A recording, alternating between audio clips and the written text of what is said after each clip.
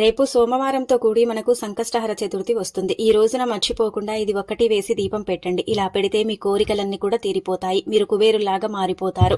అలానే కాకుండా అద్భుతమైన ఫలితాలు వస్తాయని చెప్పొచ్చు. సంకష్టహర చతుర్థి రోజున ఎవరైతే గణపతిని నిష్ట నియమాలతో పూజించి ఈ నామాన్ని పట్టించినా సరేనండి, ఈ ఒక్క మాట అనుకున్నా సరే మీకేంటంటే గనక విఘ్నాలన్నీ కూడా తొలగిపోతాయి. ఆ గణపతి అనుగ్రహం కలుగుతుందన్నమాట. సకల శుభాలు చేకూరుతాయని చెప్పొచ్చు. ముఖ్యంగా రేపు ఏంటంటే గనక ఉదయాన్నే లేచి శుచిగా స్నాన కార్యక్రమాలు చేసుకోండి. అలానే కాకుండా స్నానం చేసే నీటిలో కొంచెమంత పసుపుని వేసుకుని స్నానం చేయండి కొద్దిగంత. ఆ తర్వాత ఉతికిన వస్త్రాలు ధరించండి. ఇంట్లో గణపతి చిత్రపటాన్ని ఏంటంటే గనక క్లీన్ చేసుకోండి. అలా చేసిన తర్వాత ఏంటంటే గనక గణపతి పటాన్ని గరికతో లేదా ఎర్రటి పుష్పాలతో చక్కగా అలంకరించండి. మందార పువ్వులతో, గులాబీ పువ్వులతో, అలానే కాకుండా ఏంటంటే గనక గరిక మాలను సమర్పిస్తే చాలా మంచిది. గరిక మాలను సమర్పించలేని వారు 21 గరిక పూసల్ని తీసుకుని గణపతికి సమర్పించవచ్చు అనమాట. ఇలా చేసిన తర్వాత ఏంటంటే గనక చక్కగండి దీపం వెలిగించండి.